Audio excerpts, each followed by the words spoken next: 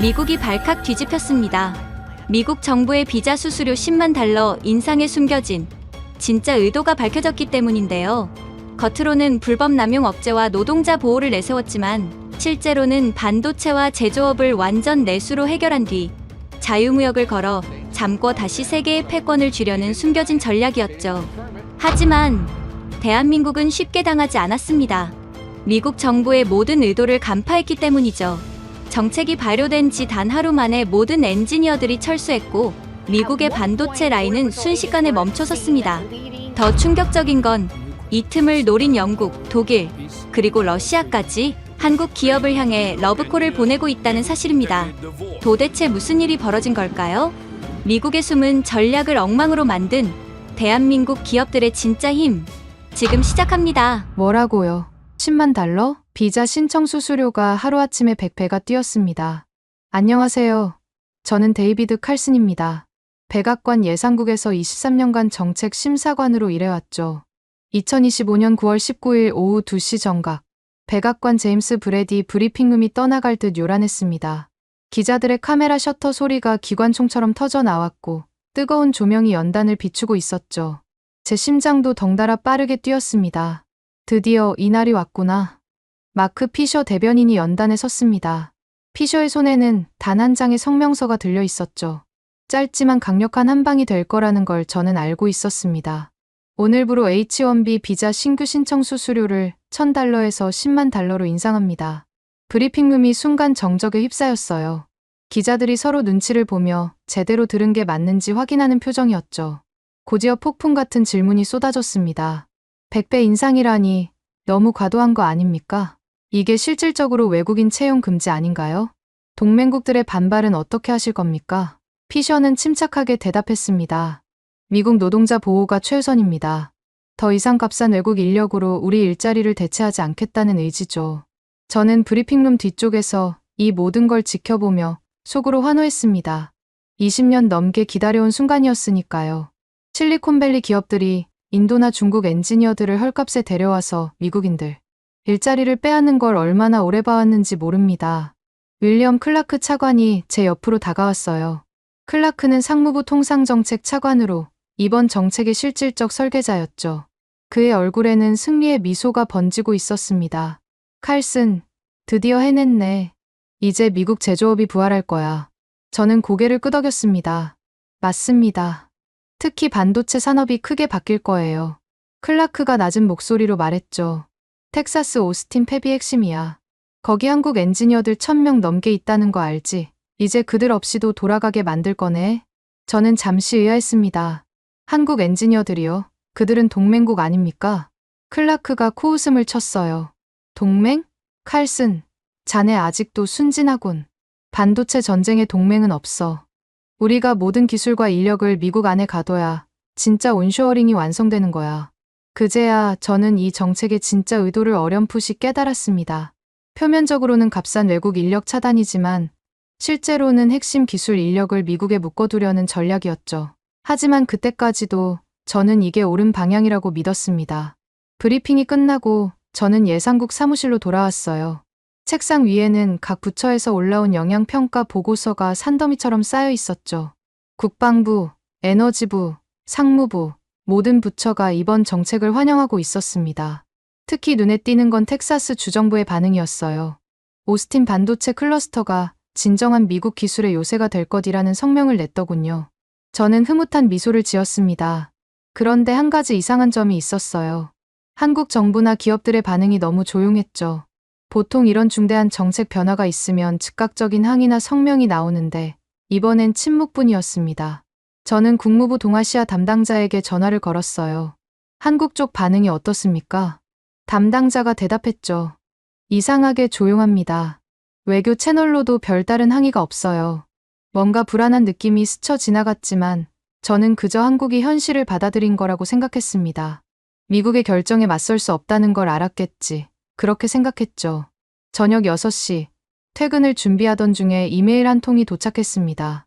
발신자는 오스틴 팹의 현장 매니저 사라 로렌스였어요. 제목이 심상치 않았죠.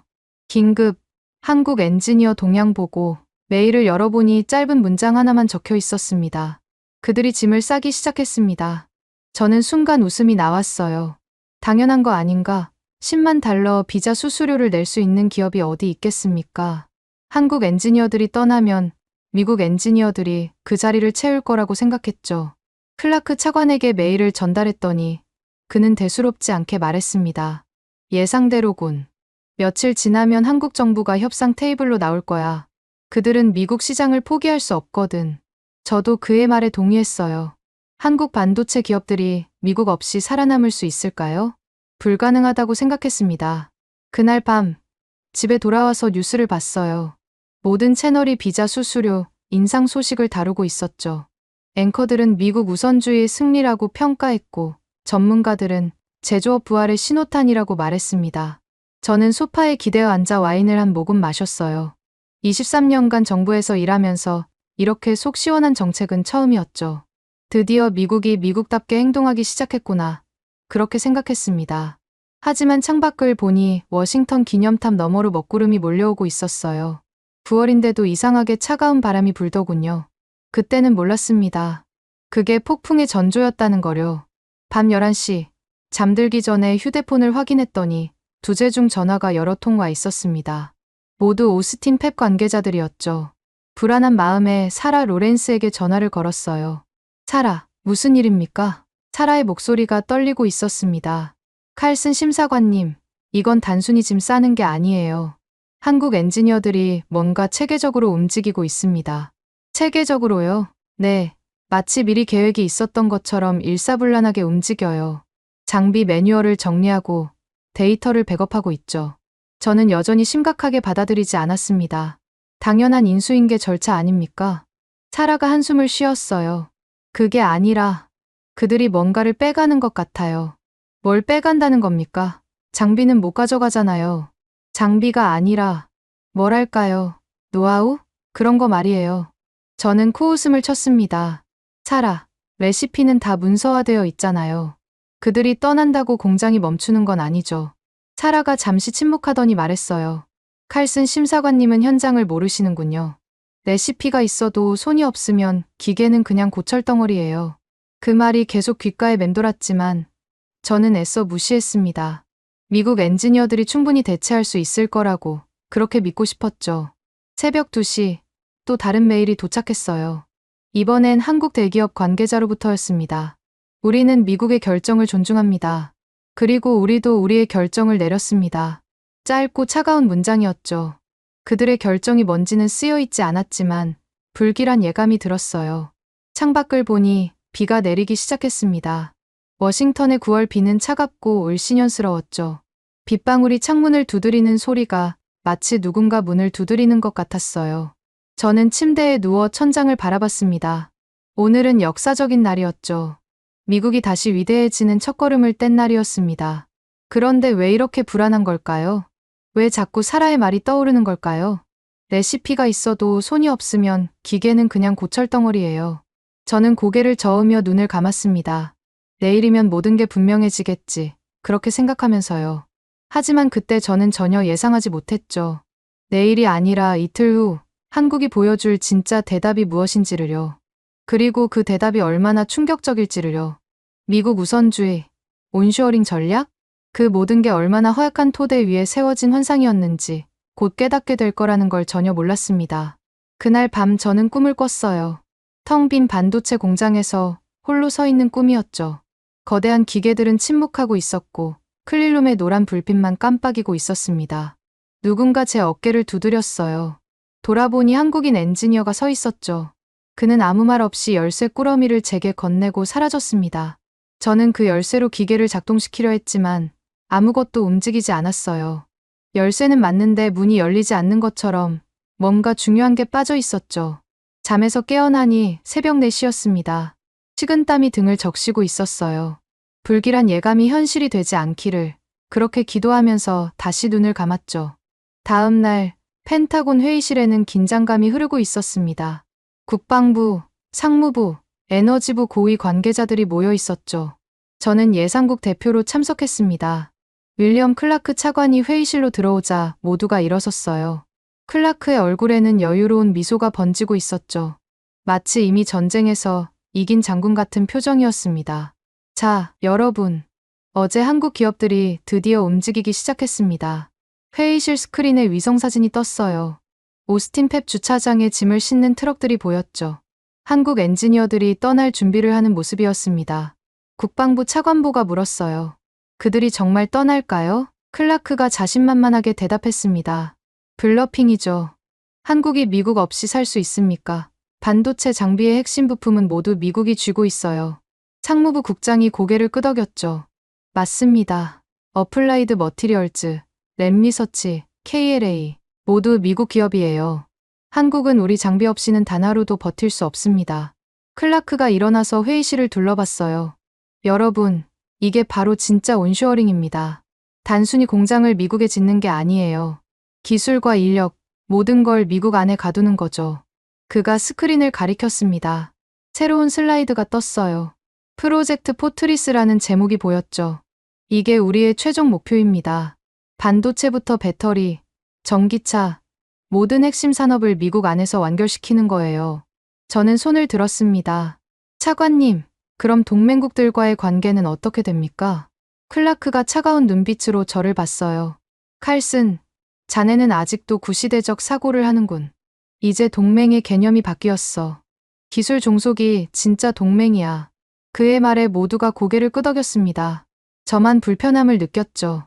한국 엔지니어들이 정말 떠나면 라인 운영은 어떻게 합니까? 클라크가 코웃음을 쳤어요.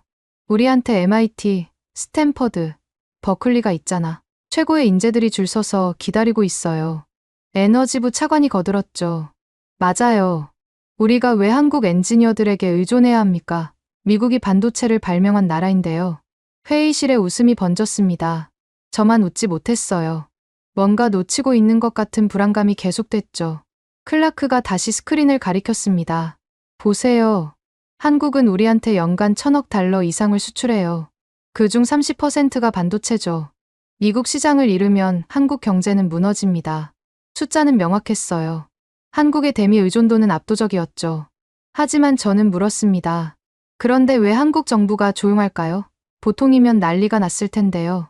클라크가 어깨를 으쓱했어요. 충격을 받았겠지. 우리가 이렇게 강하게 나올 줄 몰랐을 거야. 며칠 지나면 무릎 꿇고 협상을 요청할 겁니다. 그때 회의실 문이 열렸어요. 비서가 급한 표정으로 들어왔죠. 차관님, 긴급 보고가 있습니다. 클라크가 짜증스럽게 물었어요.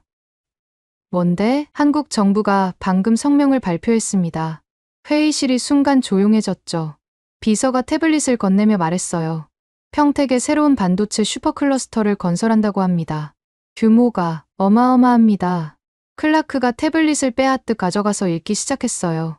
그의 얼굴이 점점 굳어졌죠. 600억 달러 투자, 6만 명 고용? 국방부 차관보가 물었습니다. 그게 우리랑 무슨 상관이 있습니까? 클라크가 태블릿을 내려놓으며 말했어요. 상관없어. 그냥 국내용 선전이야. 한국이 우리 없이 반도체를 만들 수 있을까? 불가능하지. 하지만 그의 목소리에는 확신이 부족했습니다. 저는 태블릿을 가져와서 성명서를 자세히 읽어봤어요. 한 문장이 눈에 들어왔죠. 기술 자립을 통한 새로운 공급망 구축. 기술 자립이라니 한국이 정말로 미국 없이 가려는 걸까요? 클라크가 다시 자신감을 회복했어요. 어차피 장비는 우리가 쥐고 있어. ASML 장비도 미국 부품 없이는 못 만들죠. 한국이 아무리 발버둥 쳐도 한계가 있습니다. 상무부 국장이 맞장구 쳤어요. 맞아요. 극자회선 노광 장비의 핵심 렌즈는 독일 자이스가 만들지만 그 코팅 기술은 미국이 가지고 있죠. 모두가 다시 안심하는 표정이었습니다. 하지만 저는 계속 불안했어요. 한국이 이렇게 조용히 있을 리 없다는 생각이 들었죠. 회의가 끝나고 클라크가 저를 불렀습니다. 칼슨, 자네 너무 걱정이 많아. 한국을 과대평가하지 마. 하지만 차관님, 그들이 진짜로 떠나면. 클라크가 제 어깨에 손을 올렸어요. 떠나게 놔둬. 일주일도 안 돼서 돌아올 거야. 그들이 얼마나 미국에 의존하는지 깨닫게 되겠지. 그의 확신에 찬 모습이 오히려 불안했습니다. 자만은 항상 재앙의 시작이었으니까요. 오후가 되자 더 많은 보고가 올라왔어요. 한국 엔지니어들이 체계적으로 철수 준비를 하고 있다는 내용이었죠. 단순히 짐을 싸는 게 아니라 뭔가 계획적으로 움직이고 있었습니다. 저는 사라 로렌스에게 전화했어요. 사라, 현장 상황이 어떻습니까? 사라의 목소리가 떨렸죠. 칼스님, 이상해요. 한국 엔지니어들이 미국 직원들에게 인수인계를 하는데 뭔가 빠뜨리는 게 있는 것 같아요. 빠뜨린다고요? 네, 매뉴얼대로 다 가르쳐 주는데 핵심이 빠진 느낌이에요. 마치 요리 레시피는 주는데 양념 비율은 안 알려주는 것 같다고 할까요? 저는 웃으며 말했습니다. 사라, 너무 예민한 거 아니에요? 문서화된 매뉴얼이 있잖아요. 사라가 한숨을 쉬었어요. 칼스님은 정말 현장을 모르시네요. 반도체 공정은 예술이에요. 같은 레시피라도 손맛이 다르면 결과가 천차만별이죠. 그때 이메일 알림이 울렸습니다. 한국 대기업 임원이 보낸 메일이었어요. 칼슨 심사관님께 우리는 이제 새로운 길을 갑니다. 미국과 함께 하지 않는 길을요. 짧은 문장이었지만 무게가 있었죠. 이건 이별 통보였습니다. 저는 클라크에게 메일을 전달했어요. 그는 비웃으며 말했죠. 감정적인 반응이야. 며칠 지나면 현실을 깨달을 거야. 하지만 저녁이 되자 분위기가 달라졌습니다. 오스틴뿐만 아니라 애리조나, 오하이오의 반도체 공장에서도 한국 엔지니어들이 짐을 싸기 시작했다는 보고가 올라왔어요. 이건 단순한 철수가 아니었습니다. 조직적인 탈출이었죠. 클라크도 이제는 진지한 표정이었어요. 얼마나 많은 인원이 떠나려는 거지? 보고서를 확인한 비서가 대답했습니다. 전국적으로 약 3,000명입니다. 3,000명. 숫자는 크지 않아 보였어요. 하지만 그들이 모두 핵심 엔지니어라면 이야기가 달랐죠. 클라크가 주먹으로 책상을 쳤습니다. 미친 짓이야. 그들이 떠나면 한국 기업도 타격을 받을 텐데. 저는 조심스럽게 말했어요. 차관님, 혹시 우리가 뭔가 놓치고 있는 건 아닐까요? 클라크가 날카롭게 쳐다봤죠. 뭘 놓쳤다는 거야? 한국이 이렇게 과감하게 나오는 데는 이유가 있을 겁니다. 클라크가 고개를 저었어요. 불가능해. 그들이 우리보다 앞서 있을 리 없어. 반도체는 미국이 만든 기술이야. 그의 자만이 걱정됐습니다. 과거의 영광에 취해 현재를 제대로 보지 못하고 있었죠. 밤이 되자 또 다른 소식이 전해졌어요. 한국 정부가 귀국하는 엔지니어들에게 특별 지원금을 준다는 내용이었죠. 1인당 5억 원, 미국 달러로 약 40만 불이었습니다. 클라크가 비웃었어요. 돈으로 매수하려는 거군. 하지만 그들이 미국을 떠나면 경력이 끝장이야. 하지만 저는 달리 생각했습니다. 한국이 이렇게 큰 돈을 쓴다는 건 그만큼 절박하거나 아니면 확신이 있다는 뜻이었죠. 자정이 가까워지자 충격적인 소식이 전해졌어요. 한국의 대형 항공사들이 미국발 특별 전세기를 준비하고 있다는 내용이었습니다. 대한항공, 아시아나, 모든 항공사가 동원됐죠. 마치 전시 상황의 교민 철수 작전 같았어요. 클라크도 이제는 불안한 표정이었습니다. 이게 진짜라면 정말로 떠나려는 거야? 저는 말했어요. 차관님, 지금이라도 대화를 시도해야 하지 않을까요? 클라크가 고개를 저었습니다. 아니야. 이건 심리전이야. 우리가 먼저 손 내밀면 지는 거야. 하지만 그의 목소리에는 확신이 없었어요. 처음으로 불안해하는 모습이었죠. 새벽 2시, 저는 사무실에 혼자 남아 있었습니다. 창밖으로 워싱턴의 야경이 보였어요. 불빛이 반짝이는 도시가 평화로워 보였지만 저는 폭풍이 다가오는 걸 느꼈죠. 그때 전화가 울렸습니다. 발신자는 오스틴의 한국인 엔지니어였어요. 김성우라는 이름이었죠. 칼슨 심사관님, 전화 드려서 죄송합니다. 괜찮습니다. 무슨 일이신가요? 김성우가 잠시 침묵하다가 말했어요. 저희가 떠나기 전에 꼭 드리고 싶은 말이 있어서요. 말씀하세요. 반도체는 기계가 만드는 게 아닙니다. 사람이 만드는 거예요. 그 말이 가슴에 꽂혔습니다. 무슨 의미인가요? 김성우가 조용히 말했죠. 곧 알게 되실 겁니다. 미안합니다. 전화가 끊겼어요. 저는 수화기를 든 채 한참을 멍하니 있었죠. 미안하다니. 그들이 왜 미안해하는 걸까요? 불안감이 온몸을 감쌌습니다. 우리가 정말로 큰 실수를 한 건 아닐까요? 하지만 이미 주사위는 던져졌고 이제 돌이킬 수 없었죠. 다음 날 아침, 백악관 상황실은 술렁이고 있었습니다. 밤새 올라온 보고서들이 책상 위에 산더미처럼 쌓여 있었죠. 한국 엔지니어들의 철수가 생각보다 훨씬 체계적이라는 내용이었습니다. 클라크 차관이 회의실로 들어왔어요. 피곤한 기색이 역력했지만 여전히 오만한 표정을 유지하고 있었죠. 그가 커피를 한 모금 마시며 말했습니다. 자, 패닉에 빠질 필요 없어. 계획대로 진행되고 있는 거야. 국무부 동아시아 담당관이 손을 들었어요. 차관님, 한국 외교부에서 아무 항의도 없다는 게 이상하지 않습니까? 클라크가 어깨를 으쓱했죠. 항의할 명분이 없으니까. 우리가 비자 수수료를 올리는 건 우리 주권이야. 하지만 저는 다르게 생각했습니다. 한국이 조용한 건 항의가 소용없다는 걸 알기 때문이 아닐까요? 이미 다른 계획을 세웠기 때문은 아닐까요? 상무부 직원이 태블릿을 들고 급하게 들어왔어요. 차관님, 방금 들어온 정보입니다. 한국 정부가 엔지니어들에게 지급하는 지원금이 당초 알려진 것보다 훨씬 많습니다. 얼마나? 1인당 10억 원. 그리고 주택 지원까지 포함하면 20억 원에 달합니다. 회의실이 순간 조용해졌죠. 그 정도 돈이면 엔지니어들이 평생 먹고 살 수 있는 금액이었습니다. 클라크가 테이블을 쳤어요. 미친 짓이야. 그 돈을 어디서 조달한다는 거지? 재무부 관계자가 대답했습니다. 한국 정부가 특별 기금을 조성했다고 합니다. 재벌 기업들이 자발적으로 참여했다네요. 자발적이라. 한국의 대기업들이 왜 그런 선택을 했을까요? 저는 조심스럽게 의견을 냈어요. 차관님, 이건 단순한 감정적 대응이 아닌 것 같습니다. 뭔가 큰 그림이 있는 것 같은데요. 클라크가 짜증스럽게 쳐다봤죠. 큰 그림. 칼슨, 자네 한국을 너무 과대평가해. 그들이 뭘 할 수 있겠어. 반도체 장비도, 소재도 다 우리가 쥐고 있는데. 에너지부 차관보가 거들었습니다. 맞아요. 한국이 아무리 발버둥 쳐도 초고순도 가스는 일본에서, 포토레지스트는 일본과 미국에서 수입해야 해요. 모두가 고개를 끄덕였지만 저는 불안했어요. 우리가 뭔가 중요한 걸 놓치고 있는 것 같았죠. 점심시간 충격적인 소식이 전해졌습니다. 한국의 반도체 기업들이 중국, 일본, 유럽의 엔지니어들을 대규모로 스카우트하고 있다는 내용이었어요. 클라크가 보고서를 읽으며 코웃음을 쳤죠. 중국 엔지니어? 일본은 이미 반도체에서 뒤처진 지 오래고 유럽은 설계만 하지 제조는 못해. 하지만 저는 달리 봤습니다. 차관님, 한국이 다각화를 시도하는 것 같습니다. 미국 의존도를 줄이려는. 클라크가 손을 들어 제 말을 막았어요. 불가능해. 반도체는 생태계야. 한 나라가 혼자 할 수 있는 게 아니라고. 그때 CIA 분석관이 회의실로 들어왔습니다. 그의 표정이 심상치 않았어요. 차관님, 정보가 있습니다. 한국이 러시아와 접촉하고 있다는데요. 회의실이 발칵 뒤집혔죠. 러시아? 분석관이 고개를 끄덕였어요.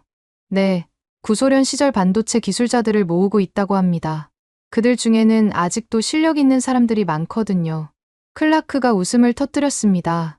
구소련 기술, 30년은 뒤처진 기술인데 한국이 정말 절박하긴 하군. 하지만 저는 생각이 달랐어요. 한국이 바보가 아닌 이상 이유 없이 러시아 기술자들을 모을 리 없었죠. 오후가 되자 더 이상한 소식들이 들려왔습니다. 한국 정부가 인도, 베트남, 말레이시아와 기술협력 협정을 맺었다는 거예요. 클라크가 의아해했죠. 인도, 베트남, 그들이 뭘 할 수 있다고? 아시아 전문가가 설명했습니다. 인도는 소프트웨어 강국이고 베트남은 조립 생산 기지예요. 말레이시아는 후공정 전문이고요. 퍼즐 조각들이 맞춰지는 것 같았어요. 한국이 미국 없는 새로운 공급망을 만들려는 게 아닐까요? 저는 클라크에게 말했습니다. 차관님, 한국이 탈미국 공급망을 구축하려는 것 같습니다. 클라크가 비웃었어요. 탈미국, 그게 가능하다고 생각해. 반도체 장비의 70%가 미국과 관련되어 있어. 하지만 나머지 30%는 그 30%로는 아무것도 못해. 클라크의 확신이 오히려 불안했습니다. 역사는 자만한 자들을 가차없이 응징했으니까요. 저녁이 되자 오스틴에서 연락이 왔어요. 사라 로렌스였죠. 그녀의 목소리가 떨리고 있었습니다. 칼스님, 한국 엔지니어들이 내일 떠난대요. 전부요? 네, 1300명 전원이요. 대한항공 특별기 5대가 대기 중이래요. 1300명. 오스틴 팹 전체 인력의 40%였죠. 대체 인력은 준비됐습니까? 사라가 한숨을 쉬었어요. 미국 엔지니어 500명을 급하게 모았는데 경험이 부족해요. 대부분 신입이거나 타 분야 출신이죠. 불안감이 현실이 되고 있었습니다. 저는 클라크에게 보고했지만 그는 여전히 낙관적이었어요. 좋아. 그들이 떠나면 미국 엔지니어들이 배울 기회가 생기는 거야. 일주일이면 적응할 거야. 일주일. 정말 그럴까요? 밤이 되자 한국 언론의 보도가 전해졌습니다. 기술 독립 전쟁의 시작이라는 제목이었죠. 한국 국민들이 엔지니어들을 영웅처럼 환송한다는 내용이었어요. 클라크가 기사를 읽으며 혀를 찼습니다. 감성팔이군. 현실을 모르는 거야. 하지만 저는 기사에서 한 문장을 발견했어요. 우리는 이미 준비를 마쳤다. 준비를 마쳤다고? 무슨 준비를 했다는 걸까요? 그때 국방부에서 긴급 전화가 왔습니다. 차관님, 문제가 생겼습니다. F-35 전투기 부품 생산 라인에 한국 기술자가 필요한데. 클라크가 짜증스럽게 말했어요. 그게 왜 문제야? 그 기술자가 내일 한국으로 돌아간답니다. 회의실이 얼어붙었죠. 군수 물자 생산에까지 영향이 있다니. 클라크도 처음으로 당황한 표정이었어요. 그 사람 못 가게 막을 수 없나? 법적 근거가 없습니다. 자발적 퇴사거든요. 자발적 퇴사. 우리가 만든 정책 때문에 그들이 자발적으로 떠나는 거였죠. 저는 클라크에게 말했습니다. 차관님, 지금이라도 대화를. 안 돼. 우리가 먼저 손 내밀면 지는 거야. 그들이 먼저 무릎 꿇게 해야 해. 하지만 그의 목소리에는 이제 확신이 없었어요. 불안과 의구심이 섞여 있었죠. 새벽, 저는 잠을 이루지 못하고 사무실에 있었습니다. 창밖으로 보이는 워싱턴은 평화로웠지만 제 마음은 폭풍우 치듯 요동쳤어요. 전화가 울렸습니다. 또 김성우였어요. 칼슨 심사관님, 내일이면 저희가 떠납니다. 김 엔지니어님, 정말 이래야 합니까? 김성우가 잠시 침묵하다가 말했죠. 칼슨님, 기술은 사람입니다. 장비는 도구일 뿐이에요. 하지만 최첨단 장비 없이 어떻게? 최첨단이 꼭 최고는 아닙니다. 때로는 오래된 방법이 더 나을 수도 있죠. 무슨 의미인지 알 수 없었어요. 김성우가 마지막으로 말했습니다. 미안합니다. 하지만 이건 우리의 선택이 아니었어요. 미국이 먼저 선을 그었잖아요. 전화가 끊겼습니다. 저는 수화기를 들고 한참을 멍하니 있었어요. 우리가 선을 그었다. 그들은 그 선을 넘지 않고 돌아가는 거였죠. 아침이 밝았습니다. 운명의 날이었어요. 하지만 우리는 아직도 그 운명이 얼마나 가혹할지 몰랐습니다. 클라크는 여전히 말했죠. 그들이 떠나는 순간 자신들의 실수를 깨달을 거야. 하지만 저는 알고 있었습니다. 실수를 깨달아야 할 사람은 우리라는 거요. 오스틴 공항은 이른 아침부터 붐비고 있었습니다. 평소와 달리 한쪽 터미널 전체가 한국인들로 가득했죠. 1300명의 엔지니어들과 그 가족들이 줄을 서 있었습니다. 저는 클라크 차관과 함께 공항으로 향했어요. 클라크는 여전히 여유로운 표정이었죠. 구경이나 가자. 그들이 정말 떠나는지 보면서 마지막 협상 기회를 노려보지. 하지만 공항에 도착한 순간 우리는 충격을 받았습니다. 이건 단순한 출국이 아니었어요. 완벽하게 조직된 철수 작전이었죠. 대한항공 특별기 5대가 활주로에 대기하고 있었습니다. 각 비행기마다 테크 브릿지 코리아라는 현수막이 걸려 있었어요. 마치 국가적 프로젝트처럼 보였죠. 한국 엔지니어들은 가족 단위로 줄을 서 있었습니다. 아이들은 태극기를 들고 있었고 부인들은 담담한 표정이었어요. 누구도 슬퍼하거나 아쉬워하는 기색이 없었죠. 오히려 해방감 같은 게 느껴졌습니다. 사라 로렌스가 우리에게 다가왔어요. 그녀의 얼굴은 창백했죠. 차관님, 이건 예상보다 훨씬 심각합니다. 뭐가 심각하다는 거요? 사라가 서류 뭉치를 건넸어요. 한국 엔지니어들이 남기고 간 인수인계 문서예요. 보세요. 클라크가 서류를 훑어봐 수백 페이지에 달하는 매뉴얼이었죠. 모든 공정이 상세하게 적혀 있었어요. 이거면 충분하잖아. 사라가 고개를 저었습니다. 아니에요. 이건 껍데기예요. 진짜 노하우는 여기 없어요. 그때 김성우가 우리에게 다가왔습니다. 그의 손에는 또 다른 매뉴얼 더미가 들려 있었죠. 칼슨 심사관님, 클라크 차관님, 이것도 드리고 가겠습니다. 김성우가 매뉴얼을 바닥에 내려놓았어요. 수천 페이지는 될 것 같았죠. 클라크가 비웃었습니다. 이걸로 우리를 겁주려는 건가? 매뉴얼이 있으면 누구나 할 수 있어. 김성우가 조용히 웃었어요. 차관님은 요리를 하십니까? 뭐, 레시피북이 있다고 미슐랭 셰프가 되는 건 아니죠. 반도체도 마찬가지예요. 클라크가 얼굴을 붉혔습니다. 그래도 시간이 지나면. 김성우가 고개를 저었어요. 시간이 문제가 아닙니다. 손맛이 문제죠. 이 손맛은 10년, 20년 경험으로 만들어지는 겁니다. 그가 자신의 손을 들어 보였어요. 이 손이 진짜 기술입니다. 기계를 만지면서 미세한 떨림을 느끼고 소리를 듣고 냄새를 맡는 감각. 이건 매뉴얼에 쓸 수 없어요. 클라크가 말문이 막혔죠. 저도 할 말이 없었습니다.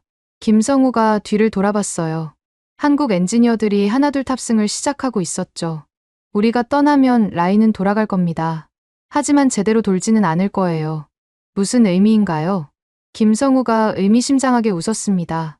수율이 떨어질 겁니다. 처음엔 조금, 그 다음엔 좀 더, 결국엔. 그는 말을 끝맺지 않고 걸어갔어요. 사라가 떨리는 목소리로 말했죠. 수율이 10%만 떨어져도 우리는 적자예요. 20% 떨어지면 라인을 세워야 해요.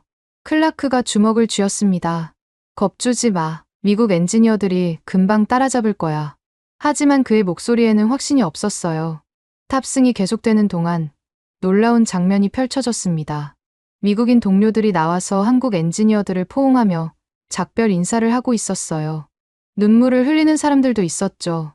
한 미국인 엔지니어가 한국 동료에게 말했습니다. 우리 어떻게 해야 해? 내가 없으면. 한국 엔지니어가 그의 어깨를 토닥였어요. 할 수 있을 거야. 시간이 좀 걸리겠지만 좀 일하는 게 얼마나 될까요? 클라크가 갑자기 움직였습니다. 탑승구로 가서 마이크를 집어들었어요. 여러분, 잠시만요. 한국 엔지니어들이 멈춰 서서 돌아봤죠. 지금 떠나시면 돌아올 수 없습니다. 미국 비자는 앞으로 더 어려워질 겁니다. 한국 엔지니어 중 한 명이 대답했어요. 알고 있습니다. 그래서 떠나는 겁니다. 한국에 가서 뭘 하실 겁니까? 미국 같은 첨단 시설이 있나요? 또 다른 엔지니어가 말했죠. 첨단 시설보다 중요한 게 있습니다. 자존심이요. 자존심. 그 한마디에 클라크는 할 말을 잃었어요. 윤재현이 나타났습니다. 한국 대기업의 글로벌 전략 본부장이었죠. 그는 클라크 앞에 서서 말했어요. 클라크 차관님, 이건 비즈니스가 아닙니다. 이건 선택의 문제예요. 무슨 선택? 종속이냐, 자립이냐의 선택이죠. 윤재현이 뒤를 돌아봤습니다. 우리는 자립을 택했습니다. 어렵더라도, 힘들더라도 우리 길을 가기로 했어요. 클라크가 비웃었어요. 자립, 반도체 장비 없이? 윤재현이 미소를 지었죠. 장비는 살 수 있습니다. 하지만 자존심은 살 수 없어요.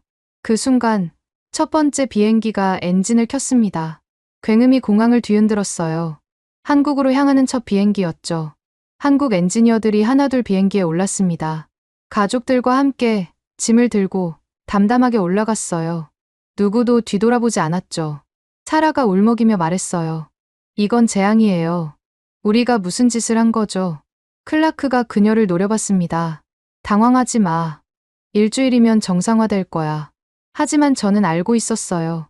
일주일이 아니라 1년이 걸려도 정상화되지 않을 거라는 거요.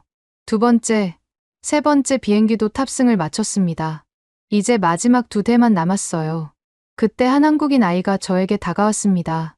10살쯤 돼 보이는 남자아이였어요. 아저씨, 이거 드릴게요. 아이가 종이 한 장을 건넸습니다. 한글로 뭔가 적혀 있었어요.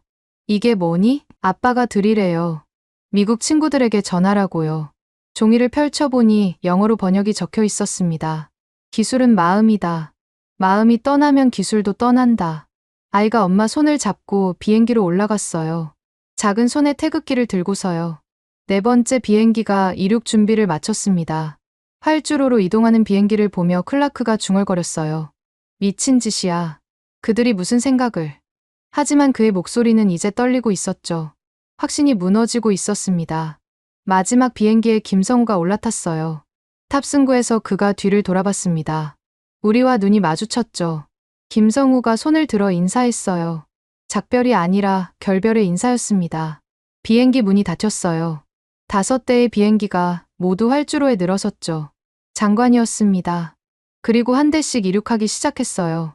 굉음을 내며 하늘로 올라갔죠.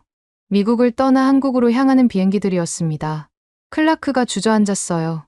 처음으로 그의 얼굴에 공포가 보였죠.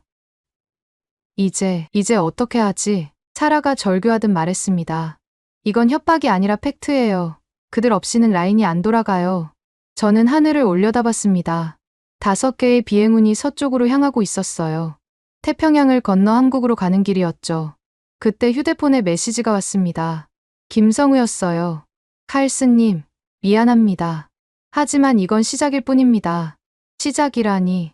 무엇의 시작일까요? 곧 알게 될 거였습니다. 너무나 충격적인 방식으로요.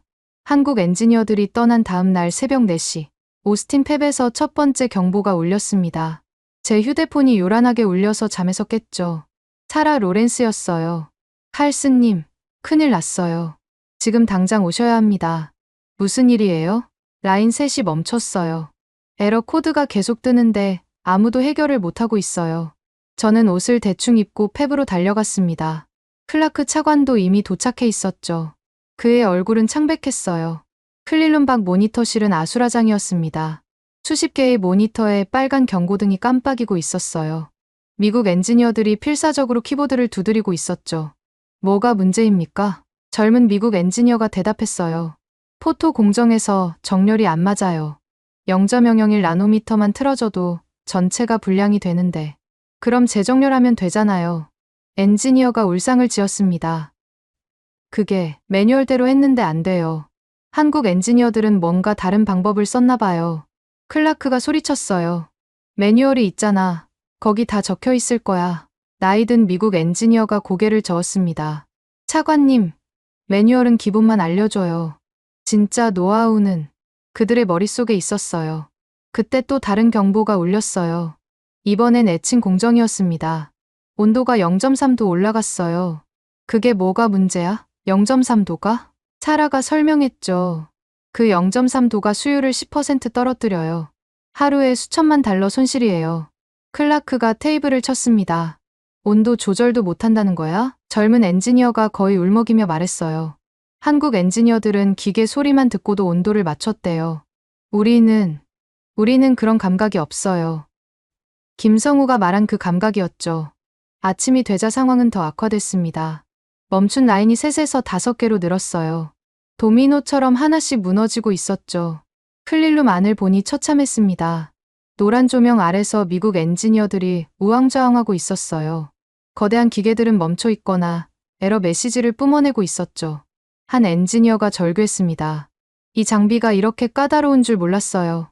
한국인들은 어떻게 이걸 다뤘던 거죠? 또 다른 엔지니어가 대답했어요.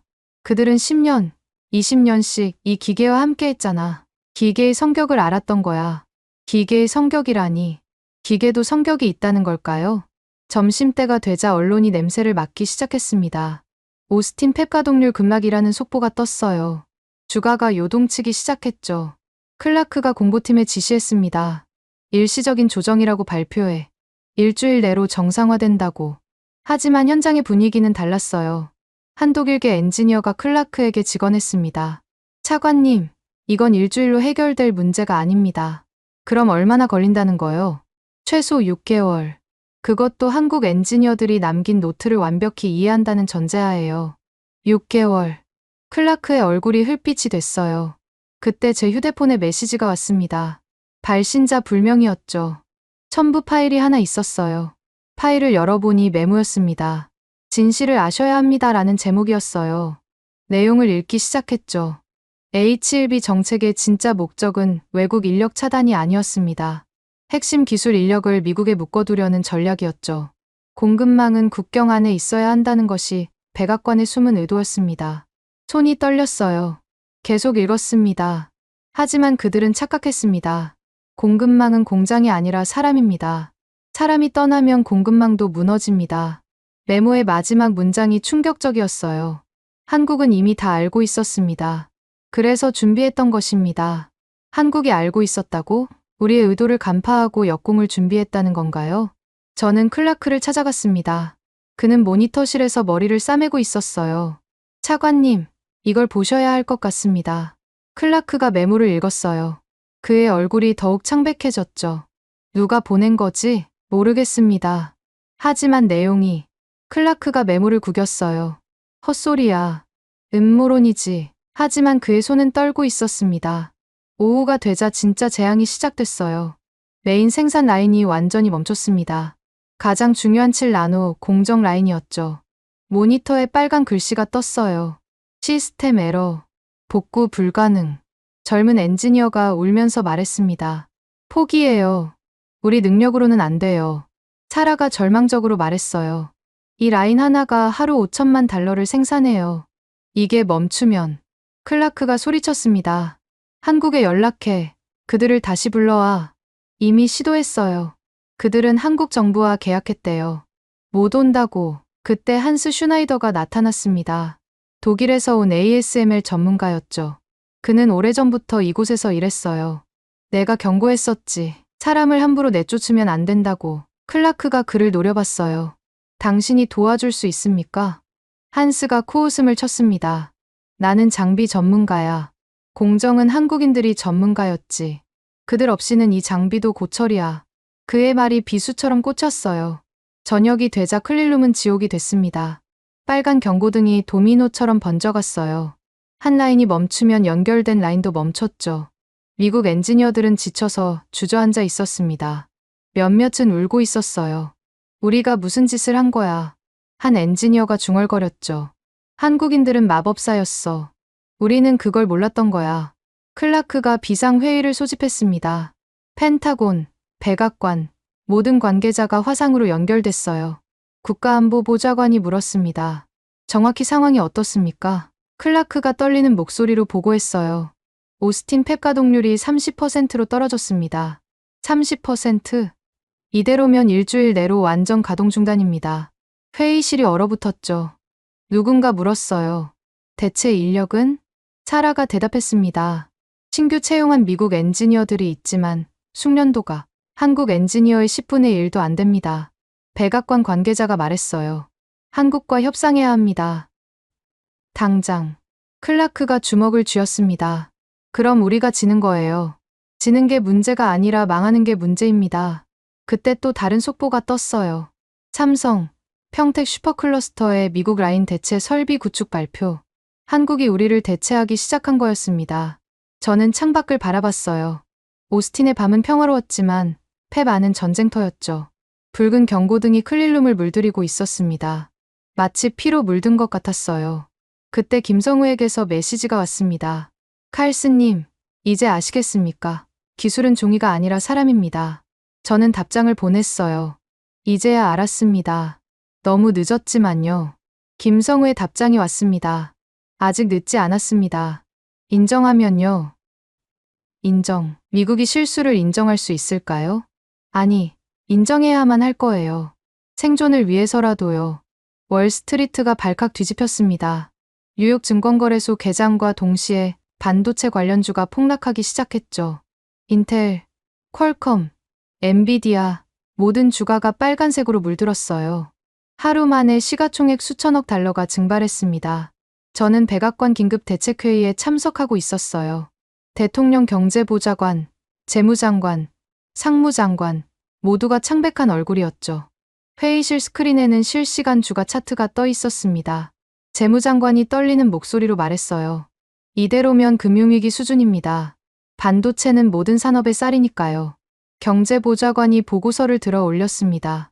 오스틴뿐만 아니라 애리조나, 오레곤 펩도 연쇄 문제가 발생하고 있습니다. 한국 엔지니어들이 빠진 자리를 못 메우고 있어요. 상무장관이 한숨을 쉬었죠. 우리가 얼마나 그들에게 의존했는지 이제야 알았네요. 그때 CNN 속보가 떴습니다. 앵커가 심각한 표정으로 말하고 있었어요. 전문가들은 이번 사태를 아메리칸 리스크라고 부르기 시작했습니다. 미국의 기술 자만이 부른 재앙이라는 분석이 나오고 있습니다. 아메리칸 리스크. 미국이 리스크가 됐다니요. 클라크 차관이 변명하듯 말했어요. 일시적인 현상입니다. 조금만 시간을 주시면.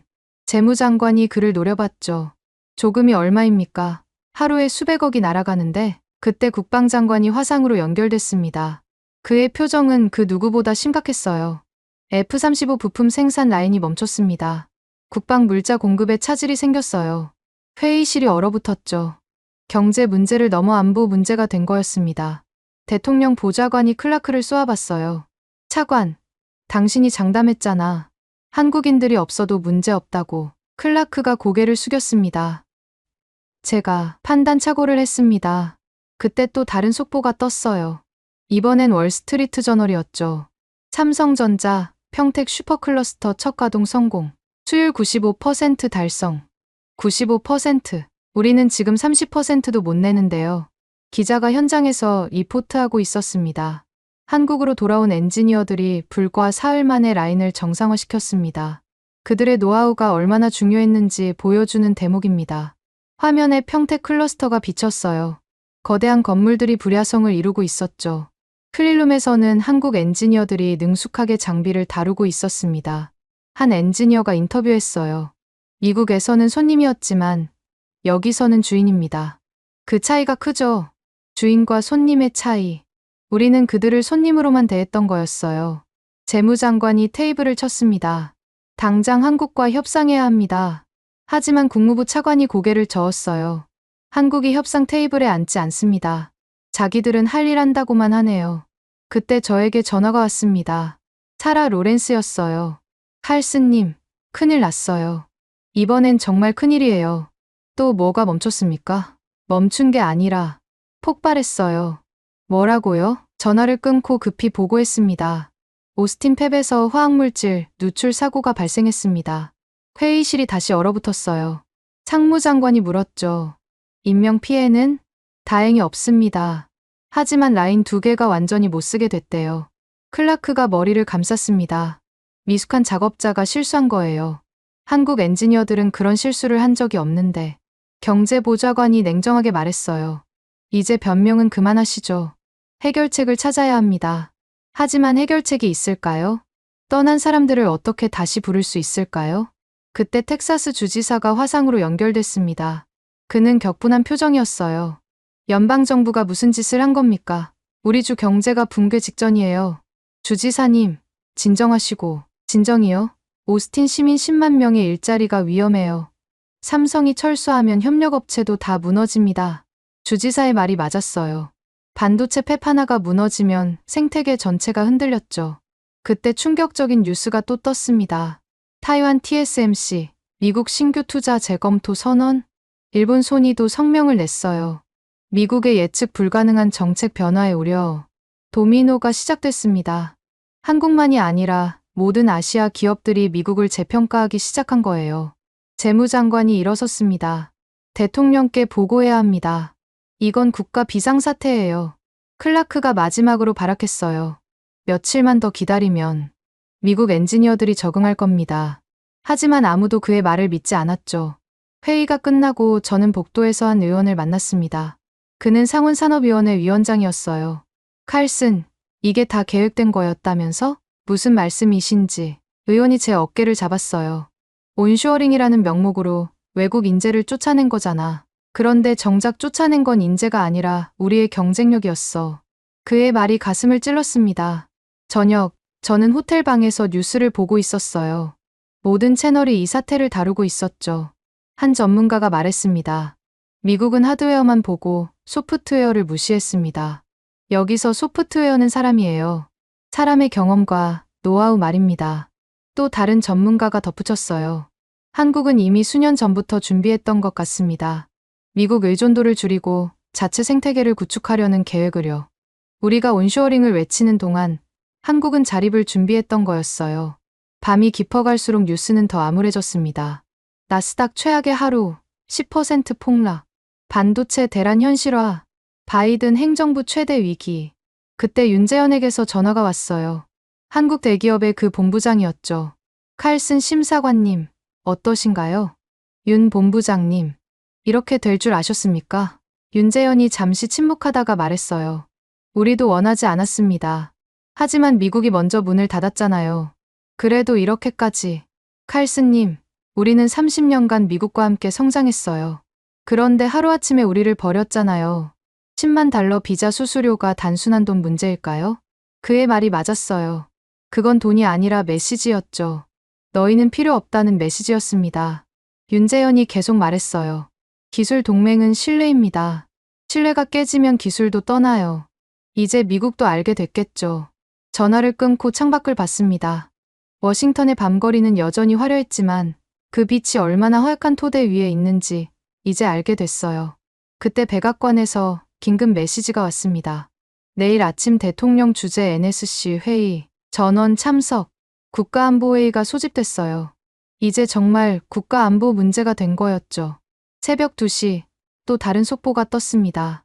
유럽연합, 미국 반도체 의존도 재검토, 중국, 한국과 반도체 협력 확대 발표.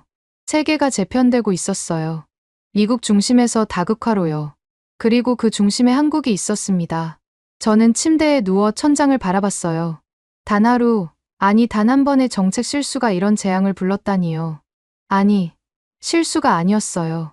오만이었죠. 미국이 모든 것을 통제할 수 있다는 오만이었습니다. 그때 김성우의 말이 떠올랐어요. 기술은 종이가 아니라 사람입니다. 이제야 그 말의 진정한 의미를 알 것 같았어요. 하지만 이미 너무 늦었죠. 물 엎질러진 물은 다시 담을 수 없으니까요. 국가안보회의 상황실은 살벌한 분위기였습니다. 대통령이 직접 주재하는 회의였죠. 각 부처 장관들과 군 수뇌부, 경제 참모들이 모두 모여 있었어요. 저는 예산국 실무자로 배석했습니다. 대통령이 무거운 목소리로 물었어요. 정확한 피해 규모가 얼마입니까? 재무장관이 보고서를 펼쳤습니다. 어제 하루 동안 반도체 관련 기업 시가총액이 7천억 달러 증발했습니다. 7천억 달러. 한국 GDP의 절반에 가까운 금액이었어요. 앞으로 전망은? 오스틴 팻 복구에만 최소 6개월이 걸립니다. 그것도 숙련 인력을 구한다는 전제하에요. 6개월. 회의실에 한숨소리가 퍼졌죠. 국방장관이 이어서 보고했습니다. 군수 물자 생산 차질로 전투기 인도가 3개월 지연됩니다. 동맹국들이 항의하고 있어요. 상무장관도 암울한 소식을 전했죠. 인텔과 퀄컴이 긴급 이사회를 열었습니다. 생산 기지를 아시아로 다시 옮기는 방안을 검토한대요. 대통령이 클라크를 쏘아봤어요. 차관, 당신이 보장했잖아. 미국 엔지니어로 충분하다고. 클라크가 고개를 깊이 숙였습니다. 죄송합니다. 제가 현장을 너무 몰랐습니다. 그때 경제보좌관이 태블릿을 들어 올렸어요. 대통령님, 지금 CNBC에서 특별 분석이 나오고 있습니다. 화면을 켜자 경제 전문가가 차트를 가리키며 설명하고 있었죠. 한국이 평택 슈퍼클러스터에서 6만 명을 신규 채용한다고 발표했습니다. 이는 미국이 잃은 일자리의 10배가 넘는 규모입니다. 6만 명. 그 숫자가 비수처럼 꽂혔어요. 전문가가 계속 말했습니다. 더 충격적인 건 이 6만 명 중 3만 명이 해외 인재라는 점입니다. 미국뿐 아니라 일본, 중국, 인도, 유럽에서 최고 인재들을 모으고 있어요. 한국이 글로벌 인재 허브가 되고 있었던 거예요. 우리가 문을 닫는 동안 한국은 문을 활짝 열었죠. 그때 월스트리트 저널의 수석 애널리스트가 화면에 등장했습니다. 그는 월가의 전설적인 인물이었어요.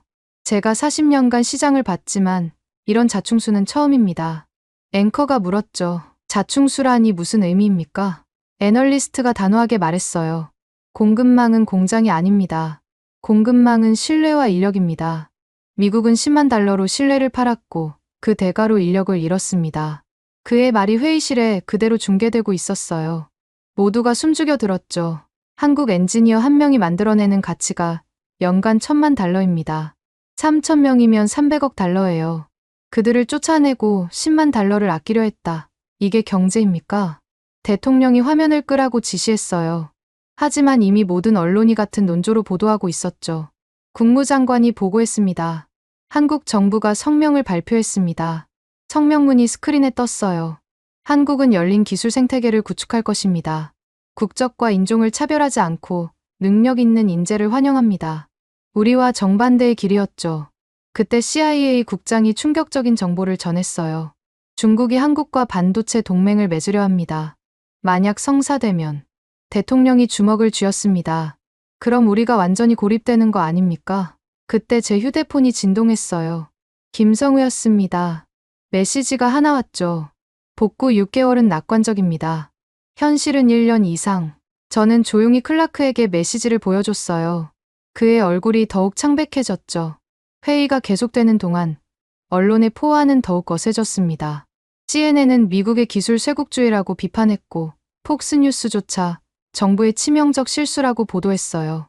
그때 텍사스 주지사가 화상으로 폭탄 선언을 했습니다. 텍사스는 독자적으로 한국과 협상하겠습니다. 연방정부가 못한다면 우리가 하겠어요. 주정부가 연방정부를 무시하고 독자 행동에 나선 거예요. 전례 없는 일이었죠. 캘리포니아 주지사도 가세했습니다. 실리콘밸리가 죽어가고 있습니다. 우리도 독자 행동을 검토하겠습니다. 연방제가 흔들리고 있었어요. 경제 위기가 정치 위기로 번지고 있었죠. 그때 하버드 경제학과 교수가 긴급 기고문을 발표했습니다. 미국 반도체 산업, 복구 불가능 수준이라는 제목이었어요. 교수는 데이터를 제시했죠. 한국 엔지니어 3,000명을 대체하려면 최소 10,000명의 신규 인력이 필요합니다. 교육에만 2년, 현장 적응에 3년, 총 5년이 걸립니다. 5년. 그 시간 동안 세계는 얼마나 변할까요? 그는 결론에서 이렇게 썼어요. 미국은 제조업을 금융으로 대체했고, 이제 기술마저 오만으로 대체하려 했다. 그 결과가 이것이다. 언론과 학계, 시장이 모두 한 목소리로 정부를 비판하고 있었어요. 백악관 공보실장이 긴급 보고했습니다. 여론조사에서 정부 지지율이 20%대로 떨어졌습니다. 역대 최저였죠. 대통령이 결단을 내렸어요. 한국과 협상한다. 무조건적으로. 클라크가 마지막 저항을 했습니다. 그럼 우리가 굴복하는 게 됩니다. 대통령이 그를 차갑게 봤어요. 굴복이 아니라 생존이다. 회의가 끝나고 저는 클라크와 함께 나왔습니다. 그는 완전히 무너진 표정이었어요. 칼슨, 내가 뭘 그렇게 잘못했을까? 저는 조심스럽게 말했어요. 사람을 숫자로만 봤던 게 아닐까요? 클라크가 멈춰섰습니다. 무슨 의미지? 한국 엔지니어들은 단순 인력이 아니었어요. 그들은 기술 그 자체였죠. 우리는 비용만 받고 가치는 못 봤어요. 클라크가 쓴웃음을 지었습니다. 이제야 깨달았군. 너무 늦었지만. 그날 저녁 블룸버그가 특집을 내보냈어요. 숫자로 본 미국의 실수라는 제목이었죠. 앵커가 차트를 보여줬습니다. H1B 수수료 인상으로 예상된 수입, 연간 3억 달러. 반도체 생산 차질로 인한 손실, 일일 10억 달러. 100일이면 1,000억 달러입니다. 3억을 아끼려다 1,000억을 잃은 거예요. 그때 한국의 경제부 총리가 인터뷰했습니다. 우리는 돈이 아니라 사람을 선택했습니다. 그 차이가 이런 결과를 만들었죠. 인터뷰어가 물었어요. 미국과 다시 협력할 의향이 있습니까? 부총리가 잠시 침묵하다가 답했죠. 신뢰는 한번 깨지면 회복이 어렵습니다. 시간이 필요할 거예요. 시간, 우리에게 가장 없는 게 시간이었어요. 밤 10시, 뉴욕타임스가 일면 톱으로 보도했습니다. 제국의 황혼, 미국 기술 패권의 종말. 기사는 이렇게 시작했어요. 로마가 용병에 의존하다 멸망했듯 미국은 외국 인재를 내쫓고 자멸했다. 그때 펜타곤에서 긴급 연락이 왔습니다. 중국이 한국산 반도체 대량 구매 계약을 체결했습니다. 우리의 적이 우리의 동맹과 손잡은 거예요. 이보다 큰 굴욕이 있을까요? 새벽 1시, 저는 호텔 창가에 서 있었어요. 워싱턴의 야경이 을씨년스럽게 보였죠. 김성우가 했던 말이 계속 떠올랐습니다. 기술은 마음이다. 마음이 떠나면 기술도 떠난다.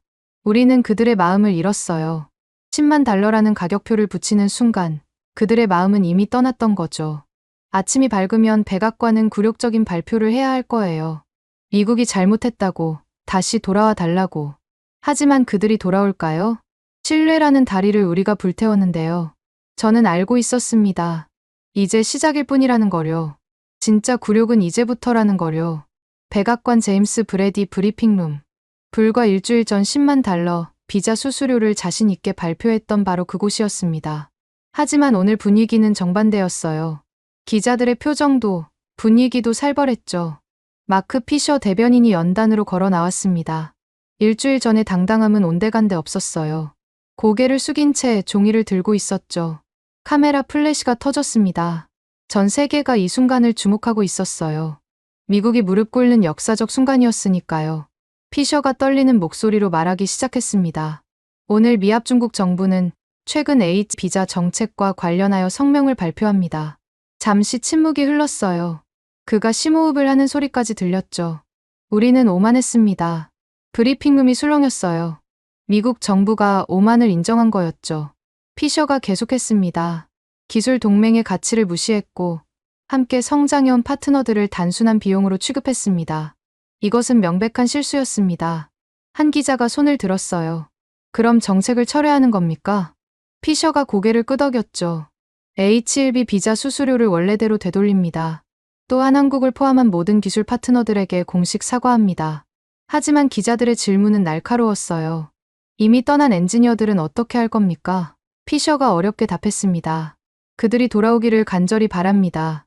필요하다면 어떤 조건도 수용할 준비가 되어 있습니다. 어떤 조건도 수용한다. 완전한 항복이었어요. 또 다른 기자가 물었죠. 한국 정부의 반응은? 피셔가 더욱 고개를 숙였습니다. 아직 공식 답변을 받지 못했습니다. 그때 CNN 기자가 직격탄을 날렸어요. 미국의 기술 패권이 끝났다고 보십니까? 피셔가 한참을 침묵했습니다. 그리고 어렵게 입을 열었죠. 패권이 아니라 협력의 시대가 되어야 합니다. 우리는 너무 늦게 그것을 깨달았습니다. 브리핑이 끝나고 저는 백악관 상황실로 갔어요. 대통령과 참모들이 모여 있었죠. 모두가 패배감에 젖어 있었습니다. 국무장관이 보고했어요. 한국 정부가 답변을 보내왔습니다. 모두가 숨죽여 들었죠. 시간이 필요하다고 합니다. 신뢰 회복에는 긴 시간이 걸린다고요. 대통령이 한숨을 쉬었습니다. 그들의 입장에서는 당연하겠지. 그때 상무장관이 태블릿을 들었어요. 평택 슈퍼클러스터 개장식이 생중계되고 있습니다. 화면을 켜자 거대한 행사장이 보였어요. 수만 명이 모여 있었고 한국 대통령이 연설하고 있었죠. 오늘은 한국 기술 자립의 날입니다. 우리는 더 이상 누구에게도 종속되지 않을 것입니다. 박수가 터져 나왔어요. 카메라가 참석자들을 비추자 낯익은 얼굴들이 보였죠. 미국에서 돌아온 한국 엔지니어들이었습니다. 그들은 이제 영웅이 되어 있었어요. 국가의 자존심을 지킨 영웅들이었죠. 김성우가 대표로 무대에 올랐습니다. 그가 마이크를 잡고 말했어요. 기술은 협력입니다. 하지만 협력은 상호 존중에서 시작됩니다. 우리는 존중받지 못했고 그래서 떠났습니다. 그의 말이 비수처럼 꽂혔어요. 김성우가 계속했죠. 하지만 우리는 미국을 미워하지 않습니다. 다만 이제는 대등한 파트너가 되길 원합니다. 대등한 파트너. 더 이상 을이 아니라 동등한 관계를 원한다는 거였어요. 행사장에는 중국, 일본, 인도, 유럽 대표들도 참석해 있었습니다. 한국을 중심으로 새로운 기술 동맹이 만들어지고 있었어요. 클라크가 쓴웃음을 지었습니다. 우리가 쫓아낸 게 아니라 우리가 쫓겨난 거군요. 그때 재무장관이 긴급 보고를 했어요. 월스트리트가 또 폭락하고 있습니다. 투자자들이 미국의 정책 신뢰성을 의심하고 있어요. 정책 신뢰성. 한번 잃은 신뢰를 회복하는 건 정말 어려운 일이었죠. 저녁이 되자 각국의 반응이 전해졌습니다. 일본은 미국 의존도를 재검토하겠다고 했고, 독일은 독자적인 기술 생태계를 구축하겠다고 선언했어요. 미국이 만든 균열이 전 세계로 퍼지고 있었죠. 그때 윤재현에게서 전화가 왔어요. 칼슨 심사관님, 오늘 발표 보셨습니까? 네, 봤습니다. 축하합니다. 윤재현이 잠시 침묵하다가 말했어요. 사실 우리도 원하지 않았어요. 30년간 함께한 파트너였잖아요. 그럼 다시. 시간이 필요합니다. 상처가 너무 깊어요.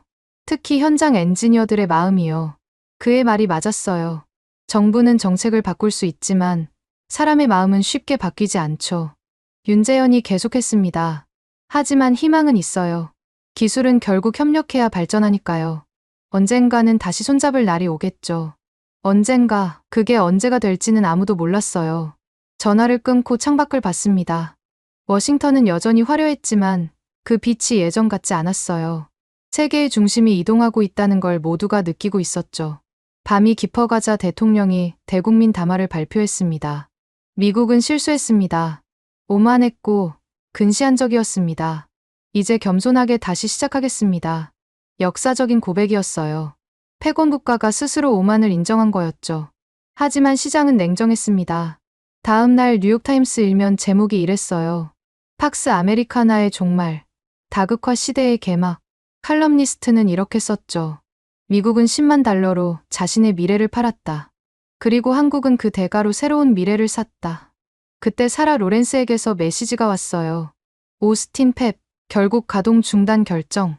끝이었습니다. 한때 세계 최고를 자랑하던 공장이 멈춘 거예요. 저는 회고록의 마지막 페이지를 쓰고 있었어요.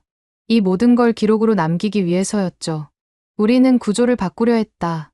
하지만 결국 무너뜨린 것은 신뢰 구조였다. 기술은 기계가 아니라 사람이었고, 사람은 숫자가 아니라 마음이었다. 우리는 그것을 너무 늦게 깨달았다. 펜을 내려놓고 한참을 생각했어요. 이 사건이 주는 교훈이 무엇일까? 기술 전쟁? 패권 경쟁? 아니었어요.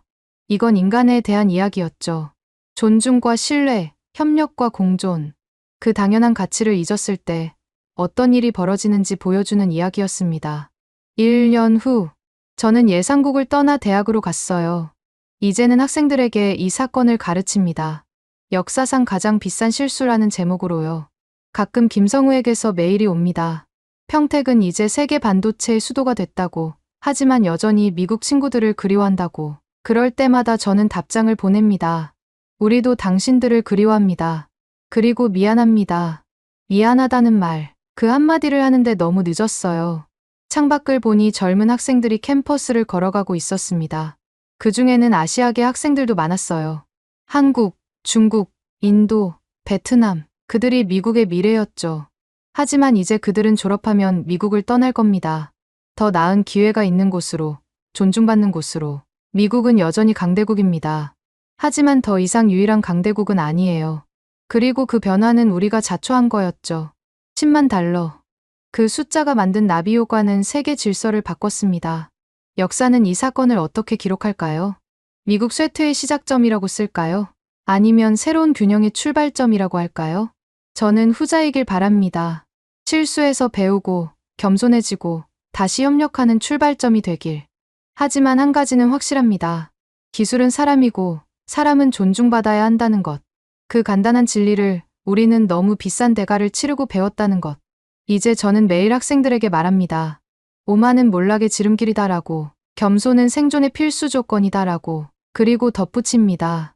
기억하라. 기술의 중심은 사람이다.